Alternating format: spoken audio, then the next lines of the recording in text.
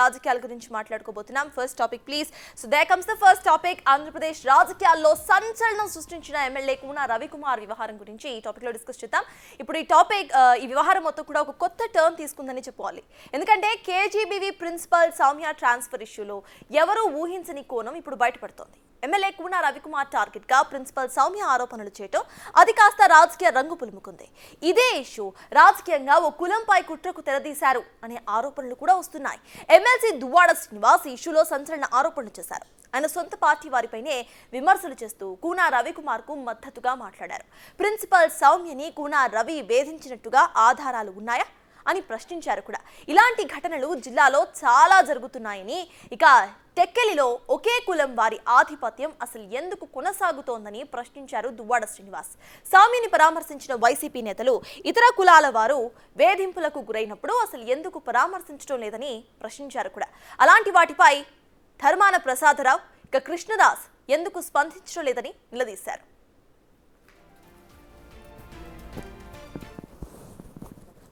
కూన రవికుమార్కి ఈ మధ్య మంత్రిత్వ శాఖ ఇది షఫలింగ్ అయితే ఆ షఫలింగ్లో ఆయనకు మినిస్ట్రీ వచ్చే అవకాశం ఉంది.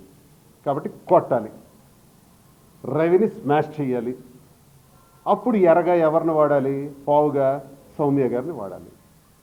సౌమ్య గారిని వాడుకుంటూ ఇప్పుడు రవి మీద టార్గెట్ చేశారు. ఎందుకంటే ఆ మినిస్ట్రీ హోదాకి ఆయన పనికిరాడని క్రియేట్ చేయడానికి, ఎస్టాబ్లిష్ చేయడానికి టీడీపీలో ఉండే ప్రముఖ నాయకుడు మంత్రి అచ్చెన్నాయుడు చేసినటువంటి పన్నాగం. ఇది చాలామందికి తెలుసు. ఈ వ్యవహారం చాలా గుండెలకి ఈ వాస్తవం తెలుసు. చెప్పలేరు, చెప్పరు. దువ్వాడ శ్రీనివాస్ చెప్తాడు. విన్నారు కదా, ఇవి ఎమ్మెల్సీ దువ్వాడ చేసిన హాట్ కమెంట్స్. ఇప్పటికే సౌమ్య వివాదం వెనుక కుట్ర దాగుందని ఎమ్మెల్యే కూన రవికుమార్ కూడా అన్నారు. సమయం సందర్భం వచ్చినప్పుడు కుట్రదారులు ఎవరో బయటపెడతారని కూడా తెలిపారు ఆయన. ఇందులోనే మంత్రి అచ్చెన్నాయుడిని టార్గెట్ చేస్తూ దువ్వాడ చేసిన ఈ ఆరోపణలతో ఇష్యూ మొత్తం కూడా ఒక కొత్త టర్న్ తీసుకుంది. పార్టీలకు అతీతంగా కులం తరపున పోరాడతానని దువ్వాడ శ్రీనివాస్ చెప్తున్నారు. మీ దగ్గర ఏదైనా ఆధారాలు ఉంటే పొనివ్వండి. ఓకే, రవికుమార్ గారు మీకు హింసించినట్టు మానసికంగా కానీ శారీరకంగా కానీ హింసించినట్టు ఒక్క ఎవిడెన్స్ ఇవ్వండి. I will counter the Ravikumar also. Even Koona రవిని కూడా నేను అడుగుతాను, ఇలా ఎందుకు జరుగుతుందని అడుగుతాను. మీరు ఎందుకు ఇలా చేశారని ప్రశ్నిస్తాను. మీరు ఎవిడెన్స్ ఇవ్వండి అని అంటున్నా. ఒక్క ఆడియో ఉంటే ఇవ్వండి.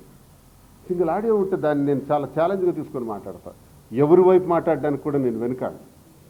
ఎవరికి అదిరేది లేదు, బెదిరేది లేదు. నేను రవినైనా సరే ప్రశ్నిస్తానని అంటున్నాను. మీరు అవేమీ పెట్టలేదే, సాక్ష్యాధారాలు ఎక్కడా లేవే. మీరే ఒక మీడియాలో లేదు, అలా అనలేదు, అలా జరగలేదు, అలా మాట్లాడలేదు అని అన్నారే తప్ప మీరు ఎక్కడ సాక్ష్యాలు చెప్పలేదు. చెప్పకుండా ఏంటిది రచ్చ? ఏంటి, ఏం జరుగుతుంది అసలు? నాకు అర్థమవుతుంది ఏంటంటే ఇది ఒక కుల రాజకీయం జరుగుతుంది ఇక్కడ ఈ జిల్లాలో. అంటే వైసీపీ, ఈ రెండు ప్రధాన పార్టీలు వైసీపీ, తెలుగుదేశం.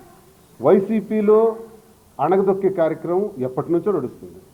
అంటే గ్రేట్ ధర్మాన ప్రసాద్, ధర్మాన కృష్ణదాస్, ఈ సోదరుల ఆధ్వర్యంలో ఇది నడుస్తుంది. అందులో బాగా వైబ్రెంట్గా మాట్లాడి చాలా ఫోర్స్ఫుల్గా మాట్లాడే నాలాంటి ఫెరోషియస్ లీడర్స్ మీద ఖచ్చితంగా టార్గెట్ పెట్టారు. నాకు సస్పెండ్ చేయించారు, ఏదో చేయించారు, పక్కన పెడతారు. ఆ సబ్జెక్ట్ ఇప్పుడు సంబంధం లేదు, అది అప్రస్తుతం. అంటే ఒక కులం మీద దాడులు జరుగుతున్నాయి ఇక్కడ, ఒక పక్కడబందీగా జరుగుతున్నాయి. వైసీపీలో యాక్టివ్గా ఉన్న లీడర్స్ మీద దాడులు జరుగుతున్నాయి, మరి టీడీపీలో కూడా యాక్టివ్గా ఉండే లీడర్స్ మీద దాడులు జరుగుతున్నాయి. ఇక తన మీద వచ్చిన ఆరోపణలకు సంబంధించి అసలు కూన రవికుమార్ ఏమన్నారో ఇప్పుడు చూద్దాం. కుట్ర ఏమండి, ఇది కుట్ర. కూన రవికుమార్ ఎదుగుదల మీద కుట్ర. అది రేపు ఇది కుట్ర. ఇది రాజకీయ. కూన రవికుమార్ ఎదుగుదలని వార్వలేనటువంటి వాళ్ళు చేస్తున్నటువంటి అనామకులు, పనికి మాలిన వాళ్ళు, చెత్త వెధవలు చేసేటటువంటి కుట్ర. ఆ సంభాషణలు కూడా నా దగ్గర ఉన్నాయి. I have that record. Appropriate time I will release that. మీరెందుకు తొందరపడిపోతారు? ఈరోజు రవికుమార్ ఎదుగుదలని చూసి కుట్రలు పన్నేవాళ్ళు అనేక మంది ఉన్నారు. నా ముందు నమస్కారం పెడతాడు, వెనక్కి కుట్ర దేవేవాడు కూడా ఉన్నాడు, గొయ్యి దేవేవాడు. రాజకీయాలు సర్వసాధారణం. But I will face it. అన్నిటినీ సమర్థంగా ఎదుర్కొనే ధైర్యం దమ్ము నాకున్నాయి. ఎవ్వరు ఏమీ చేయలేరు. నేను నిజాయితీగా ఉన్నంత వరకు, నేను ఖచ్చితత్వంగా ఉన్నంత వరకు, నేను ఒక క్యారెక్టర్తో ఉన్నంత వరకు ఎవ్వరూ నన్ను ఏమీ చేయలేరు. సిఎస్సి మొత్తం ఘటనకు సంబంధించి మనతో మాట్లాడడానికి కూన రవికుమార్ గారు బిగ్ టీవీతో లైవ్లో అవైలబుల్గా ఉన్నారు. నమస్తే అండి. నమస్తే అండి. నమస్తమ్మా. ఎస్, స్టోరీ స్టార్ట్ నుండి మాట్లాడుకుందాం. అసలు సడన్గా సౌమ్య అనే ఒక ప్రిన్సిపల్ బయటకు వచ్చి మీ మీద అలిగేషన్స్ చేయడానికి మేజర్ రీజన్స్ ఏంటి అని మీరు అనుకుంటున్నారు రవికుమార్ గారు? మీకు, మీ ప్రేక్షకులకి, అలాగే ప్యానల్లో ఉన్నటువంటి పెద్దలందరికీ కూడా నమస్కారం. సౌమ్య అనేటటువంటి ఆమె ప్రిన్సిపల్ గా గుంటూరు కేజీబీలో వర్తిస్తున్నారు. జనరల్గా ఒక శాసనసభ్యుడిగా అన్ని వ్యవస్థలు సక్రమంగా పనిచేయాలి. ప్రభుత్వ కార్యకలాపాలు, ప్రభుత్వం ఇచ్చేటటువంటి అన్ని కార్యక్రమాలు ప్రజలకి సక్రమంగా అందాలి. అలాగే ప్రభుత్వ పాఠశాలలు బాగుండాలి, ఎఫిషియన్సీ పెరగాలి, రిజల్ట్స్ ఓరియంటెడ్ గా పనిచేయాలి అనేటటువంటి విధానంలో ప్రభుత్వం ఆలోచిస్తుంది.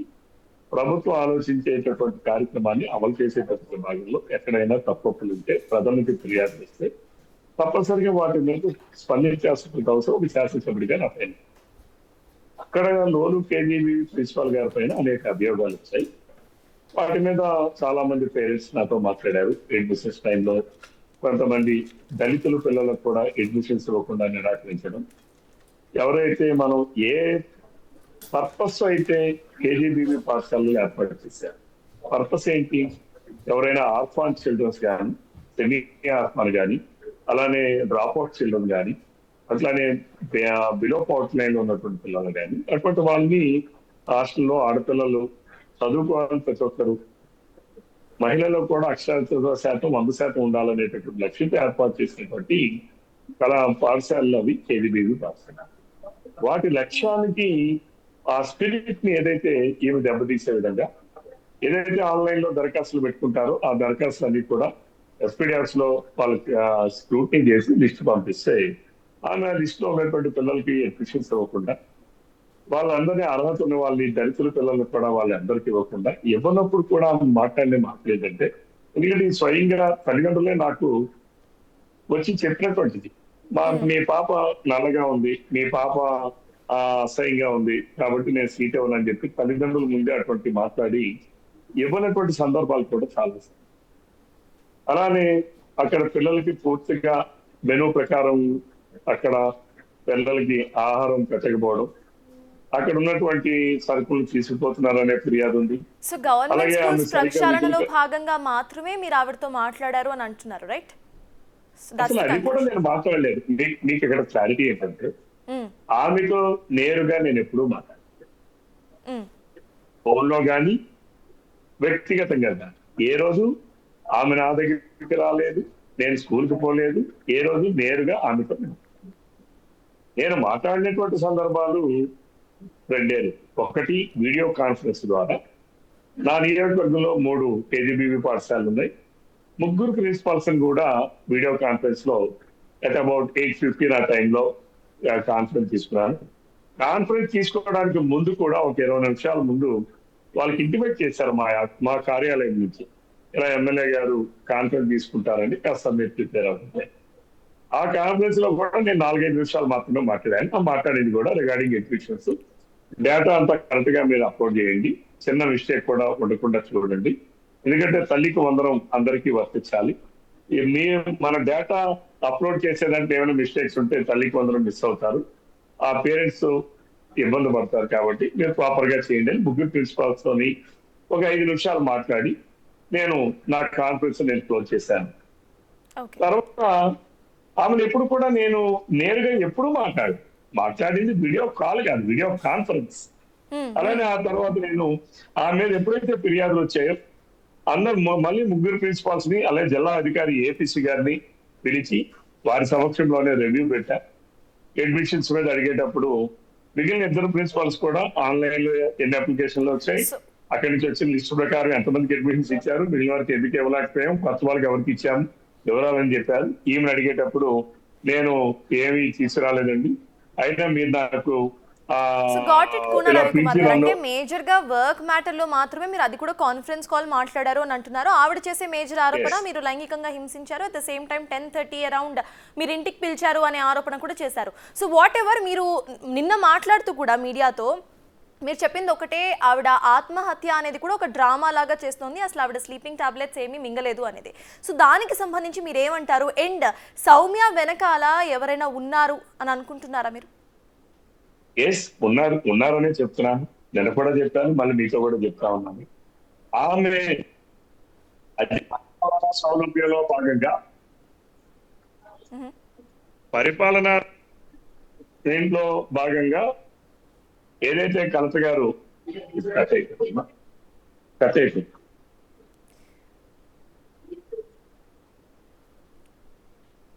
CS, in the mean time ఇటు సౌమ్య బిగ్ టీవీతో మాట్లాడారు. అసలు సౌమ్య ఏం మాట్లాడారు అనేది ఒకసారి చూద్దాం. 1వ తారీఖున నన్ను పార్టీ ఆఫీస్ ఆమ్దాల్ వలసకి పిలవడం జరిగింది. పిలిచిన తర్వాత అక్కడ ఎమ్మెల్యే గారు నాతో పాటు ఆ నియోజకవర్గం కింద వచ్చిన బోర్జా, ఆమ్దాల్ వలస ప్రిన్సిపల్స్, మా పై అధికారి ఏపీసీ గారిని కూడా పిలిచారు. పిలిచి నన్ను చూడగానే ఇష్టం వచ్చినట్టు తిట్టడం స్టార్ట్ చేశారు. నాకైతే అర్థం కాలేదు, ఎందుకు అలా తిడుతున్నారో కూడా నేను షాక్లో ఉండిపోయాను అనమాట. ఇలా వేలు చూపిస్తున్నారు, నోటికి ఎంత వస్తే అన్ని మాటలు తిట్టేస్తున్నారు. నేను చాలా ఎమోషనల్ అయిపోయాను, తట్టుకోలేక అడిగాను సార్కి, సార్ ఎందుకండి అలా తిడుతున్నారని. అంటే ఇంకా రెట్టింపు వాయిస్తో నాకు బాగా తిడుతూ మానసికంగా వేధించారు. అసలు నాకు అర్థం కాలేదు, నేను చేసిన తప్పేంటో కూడా నాకు అసలు తెలియడం లేదు. నా పక్కన నా పై అధికారి ఉన్నారు, అతను కూడా ఆపడం లేదు. వద్దు సార్ అలా తిట్టకండి అమ్మాయిని అని అతను అనట్లేదు. పక్కన 2 ప్రిన్సిపల్స్ ఉన్నారు, వాళ్ళిద్దరూ నేను ఏడుస్తూ ఉంటే తట్టుకోలేక ఏడుస్తూ పెయింట్ అయిపోతానేమో అన్న సమయంలో వాళ్ళిద్దరూ నాకు వాటర్ ఇస్తుంటే వదిలేయండి, ఆ పిల్లని అలా వదిలేయండి, చచ్చిపోయినా పర్వాలేదు, మీరు పట్టించుకోవద్దని ఎమ్మెల్యే గారు ఇద్దరికి చెప్పారు. అంత కక్ష దేనికి? నేను ఏం చేశాను? నా యొక్క విధులు నేను సక్రమంగా నిర్వహించలేదా? పిల్లలకి భోజనం సరిగ్గా పెట్టలేదా? ఏం చేశానని అలా వేధిస్తున్నారు? అర్థం కాలేదు నాకు. నేను ఆ భయంకరమైన పరిస్థితులు తట్టుకోలేక ముందే ఫోన్స్ లాక్కున్నారు, వాళ్ళ పిఏ ఫోన్స్ లాక్కొని అక్కడ పట్టుకొని తలుపు దగ్గర కాపలా కాస్తూ అతను ఉన్నారు. నేను ఈ బాధను తట్టుకోలేకపోతున్నాను. అతను నన్ను చాలా అవమానించారు ఆ రోజు. ఇష్టం వచ్చినట్టు, నువ్వు ఎస్సీ కులానికి చెందిన దానివి, నీకు ఉద్యోగమే తగదు, నేను మెరిట్ బేసిస్లో ఎగ్జామ్ రాసి రిటర్న్ టెస్ట్ రాసి సెలెక్ట్ అయ్యి వచ్చాను సార్ అంటే, అది చాలే తెలుసులే నువ్వు ఏ పద్ధతిలో వచ్చావో, ఒక ఎస్సీ కదా నీకు అలా. CS, back to you Ravikumar గారు. ఆవిడ మాట్లాడుతూ బిగ్ టీవీతో కూడా ఆవిడ చెప్పింది ఒకటే, నన్ను డైరెక్ట్గా క్యాంప్ ఆఫీస్ అటు పార్టీ ఆఫీస్కి పిలిచారు. పార్టీ ఆఫీస్కి పిలిచిన తర్వాత తిడుతూనే ఉన్నారు. నేను ఫెయింట్ అయిపోయే సిచ్యువేషన్లో ఉన్నా కూడా ఆయన తిట్టడం మాత్రం ఆపలేదు. నేనేం తప్పు చేశాను అంటూ కూడా ఆవిడ బిగ్ టీవీతో మాట్లాడుతూ కూడా ఏడ్చిన సందర్భం కనిపిస్తోంది. సో దానికి మీరేమంటారు? మీరేమో అసలు కలవనే లేదు అని అంటున్నారు, ఆవిడేమో డైరెక్ట్గా కలిశారు అని అంటున్నారు. సో ఎస్, ప్రెజెంట్ మనం చూస్తున్నాం కూన రవికుమార్ ఇష్యూకి సంబంధించి ఇటు సౌమ్య బిగ్ టీవీతో మాట్లాడుతూ కూడా తనతో పాటు 2 ప్రిన్సిపల్స్ని కూడా కార్యాలయానికి పిలిచారు. కార్యాలయానికి పిలిచిన అనంతరం కూడా తన మీద ఇటు తిట్టడం స్టార్ట్ చేశారు. ఎంతవరకు అట్లా తిట్టకండి అంటూ కూడా తను మొరపెట్టుకున్నా అక్కడ తిట్టడం మాత్రం ఆపలేదు అంటూ కూడా ఆవిడ మేజర్గా ఆరోపిస్తున్నారు, మేజర్ అలిగేషన్స్ వేస్తున్నారు.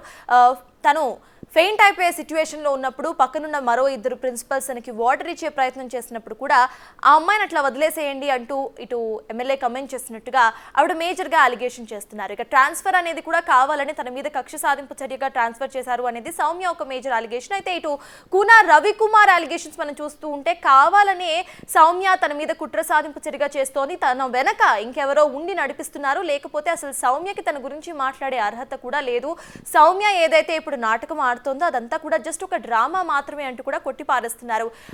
కూన రవికుమార్ గారు, సో ఇందాక మనం ప్లే చేసాం, ఇటు చెప్పండి. నేను విన్నాను, ఇది 100% అసత్యం. నిన్న ఎవరైతే వీడియో కాన్ఫరెన్స్ లో కానీ రివ్యూ అప్పుడు కానీ పార్టిసిపేట్ చేసిన 2 ప్రిన్సిపల్స్ కూడా నిన్న వచ్చారు, మీడియా ముందుకు వచ్చి మాట్లాడారు.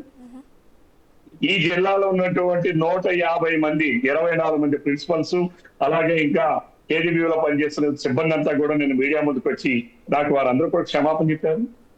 వాళ్ళిద్దరు కూడా ఏం జరిగింది అనేది చాలా స్పష్టంగా మీడియా ముందు చెప్పారు. ఆమె అసత్యాలు పుట్ట, ఆమె అబద్ధాలు పుట్ట, మహానటి సావిత్రి కన్నా మించిపోయినటువంటి యాక్షన్.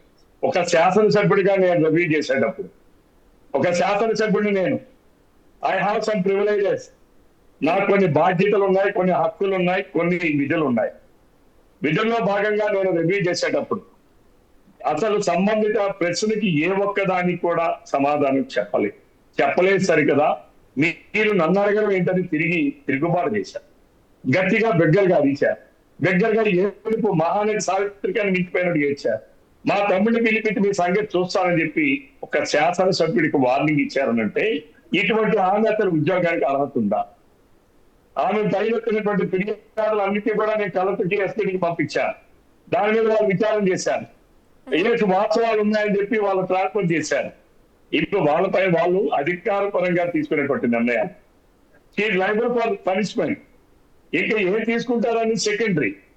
వాళ్ళు తీసుకున్న నిర్ణయానికి రవికుమార్ మీద ఆమె ఎక్కడైనా ఆమె అనేక మీడియాలో మాట్లాడింది. ఒక దగ్గరేమో రవికుమార్ గారు ఎప్పుడు నన్ను ఏమనలేదు, iNews లో మాట్లాడు. సాక్షిలోనేమో అర్ధరాత్రి రమ్మన్నాడు అంటున్నాను. నేను చెప్తా ఉన్నాను ఎప్పుడు మాట్లాడాను. నేను మాట్లాడింది రాత్రి 8:15. 8:15 అంటే రాత్రి 10-11 అయిందా? ఏ రోజు నేను కార్యాలయానికి నేను ఒక టైం ఇస్తా. నేను రవికి ఏ డిపార్ట్మెంట్ కి ఎప్పుడు టైం ఇవ్వాలంటే ఆ టైం ఇస్తా. ఆ టైం ప్రకారం నేను పిలిపిస్తా. ఆ టైం ప్రకారం నేను ఉంటా. వాళ్ళు ఎవరైనా లేట్ అయితే అది వాళ్ళు ఇవ్వచ్చేమో కానీ ఏ రోజు కూడా నేను ఆఫీసర్స్ ని 7-8 తర్వాత నేను ఎప్పుడు ఎవరిని కార్యాలయంలో రివ్యూస్ నేను చేయను.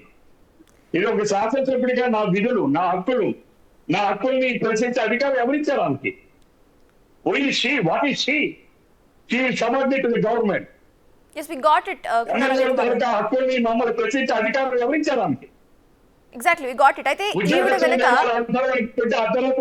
అర్ధరాత్రైన విధుల్లో అటెండ్ కావాలి. మేము ఎమ్మెల్యేలుగా మేము అర్ధరాత్రి విధులు చేయడం లేదా?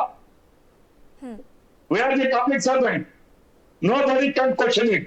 ఈ నేను మీడియా వాళ్ళు కానీ, ప్రజా సంఘాలను కానీ, ఉద్యోగస్తులు కానీ, no one can question to my. I am an MLA. I have some privileges.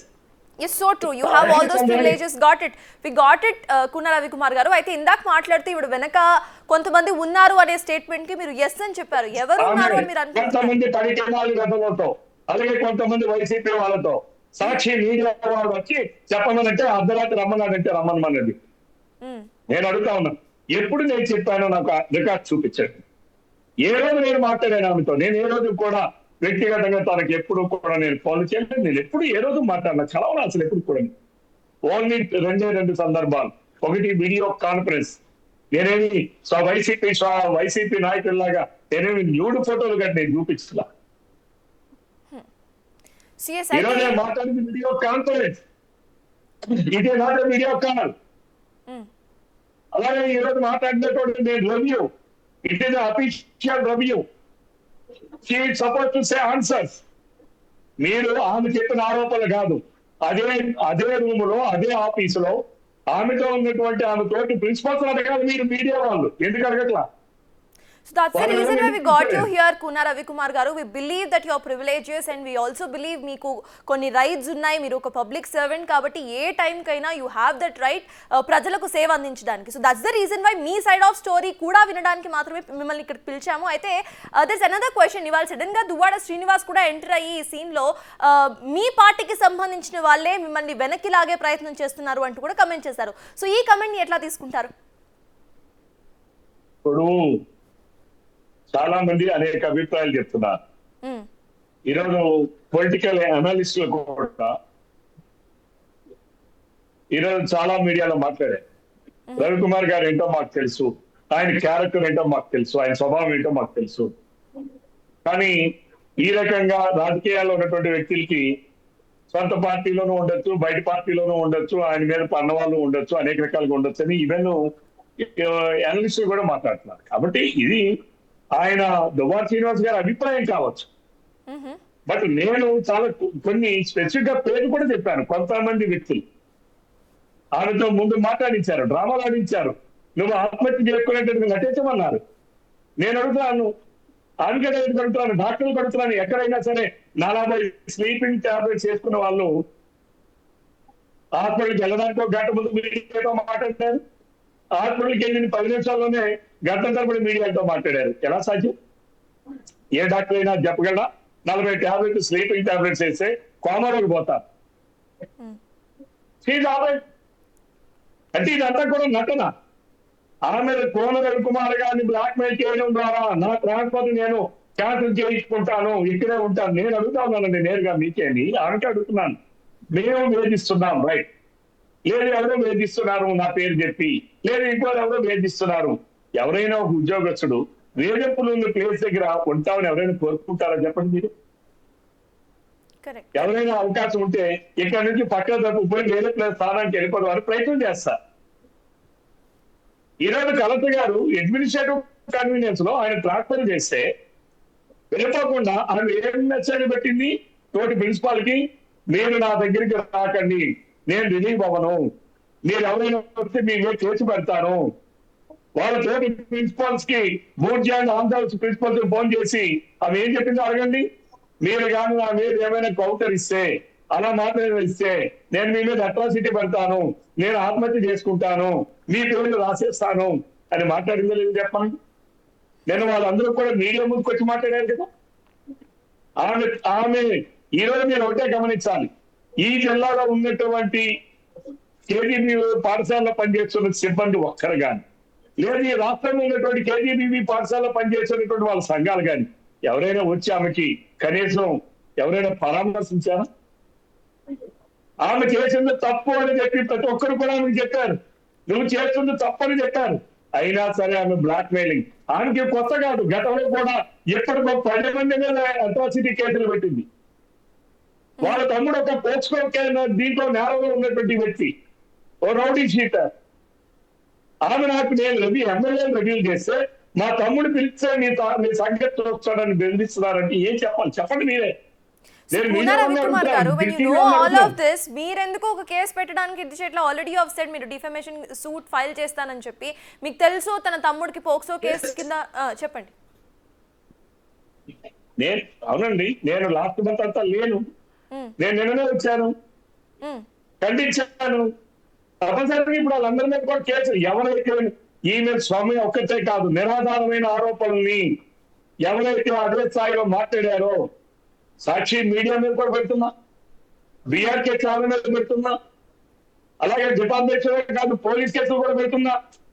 రేపు అసెంబ్లీలో తప్పనిసరిగా స్పీకర్ గారిని ప్రివిలేజ్ ఇస్తా, చట్టపరంగా నేను పోరాడతా. ఇప్పుడే కాదు రవికుమార్ అనే వ్యక్తి ఎప్పుడు తప్పు చేయను. ఆడబిడ్డలంటే నాకు చాలా అభిమానం. ప్రతి ఒక్కరిని నా కుటుంబ సభ్యులుగా చూసుకుంటా, ప్రతి ఒక్క ఆడబిడ్డని నా సోదరులను భావిస్తా. ఇది నాకు ఉండేటటువంటి నా లక్షణం, నేను నా స్వీయ నియంత్రణ. ఈ రోజు నేను తప్పుడు ఆరోపణలు చేస్తే కోన రవికుమార్ దీంతో ఈ రోజు మీ మీడియా ముందుకు వచ్చి మాట్లాడుతున్నానంటే నాకు ఆధారాలు చూపించండి, ఒక్క ఆధారం. ఏ రోజైనా నేను అంతా మాట్లాడేనా? అఫీషియల్ రివ్యూస్ లో తప్ప, తోటి ప్రిన్సిపాల్స్ ఇతర అధికారుల సమక్షంలో తప్ప ఏ రోజైనా ఆవిడతో నేను ప్రత్యక్షంగా కానీ పరోక్షంగా కానీ ఎప్పుడైనా మాట్లాడాను?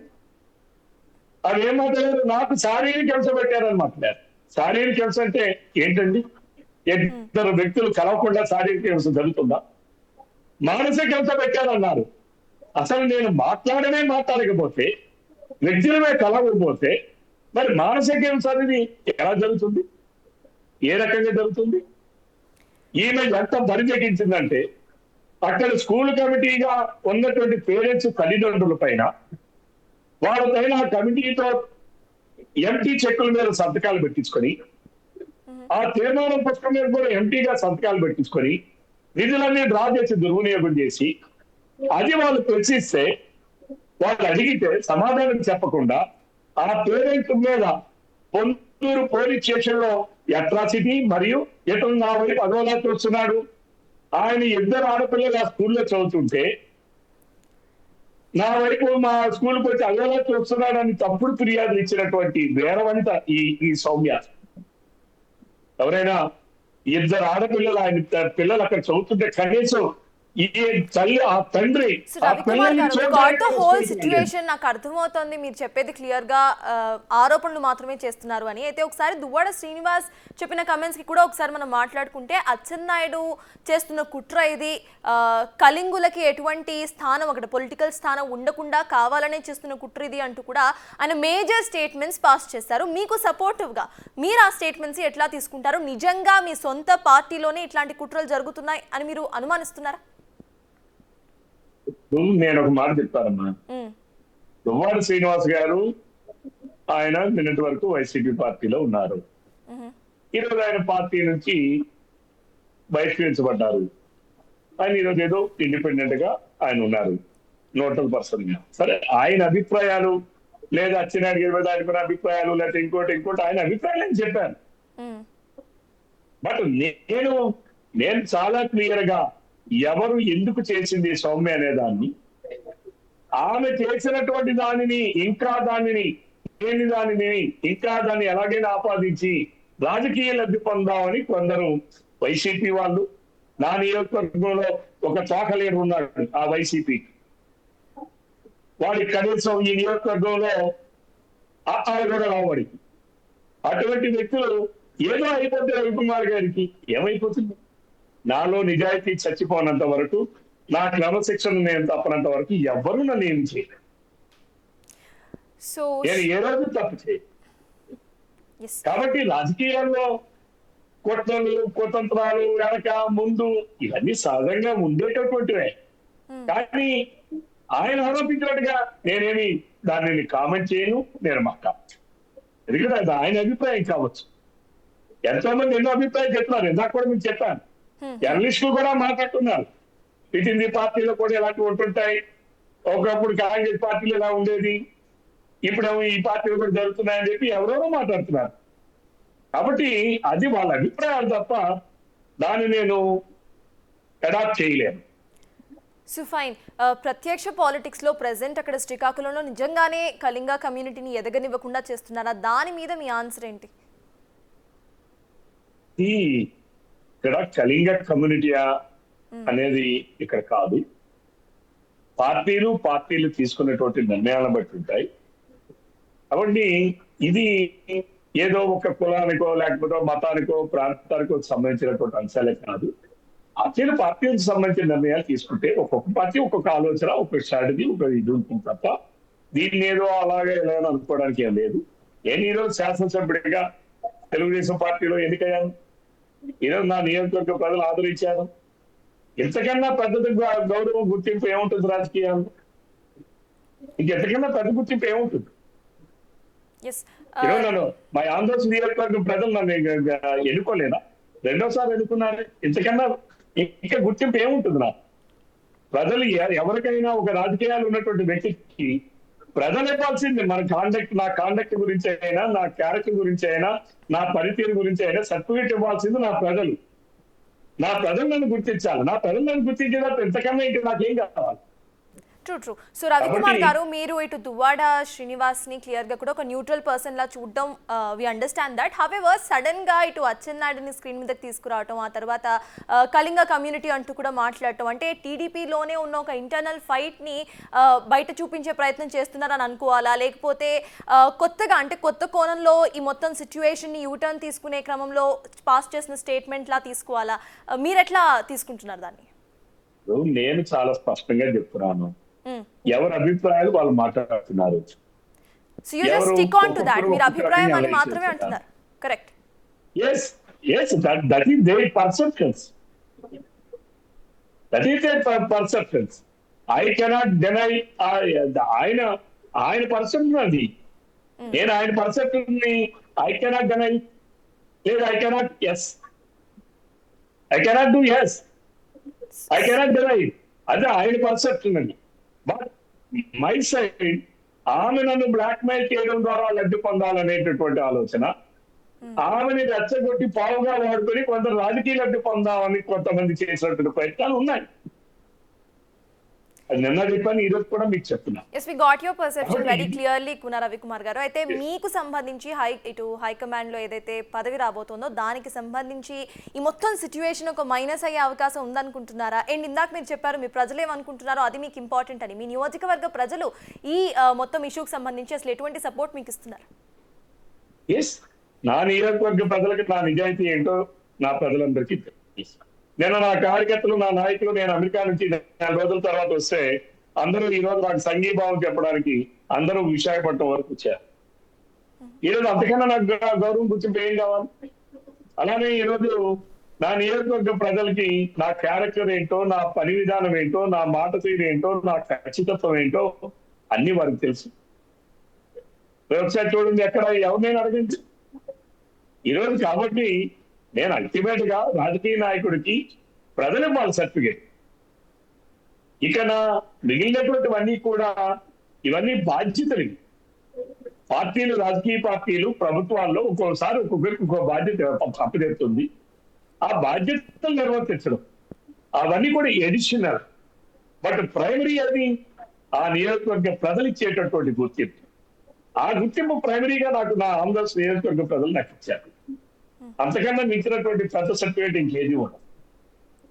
CS thank you Koona Ravikumar garu to join with us and మీ పర్సెప్షన్ మాకు తెలియజేసినందుకు thanks lot. CS present Andhra Pradesh రాజకీయాల్లో జరుగుతున్న ఒక మేజర్ టాపిక్ గురించి మనం వాళ్ళు మాట్లాడుకున్నాం. కూన రవికుమార్ ఇష్యూకి సంబంధించి ఆయన డైరెక్ట్గా సౌమ్య చేస్తున్న ఎలిగేషన్స్ ఏవైతే ఉన్నాయో కావాలని తన వెనక ఎవరో ఉండి నడిపిస్తున్న ఎలిగేషన్స్ మాత్రమే, ఇది పొలిటికల్ రంగు కూడా దీనికి పులుముకుంది అంటూ కూడా ఆయన మాట్లాడుతూ కూడా బిగ్ టీవీతో చెప్పే ప్రయత్నం చేశారు. మిగతా న్యూస్ అప్డేట్స్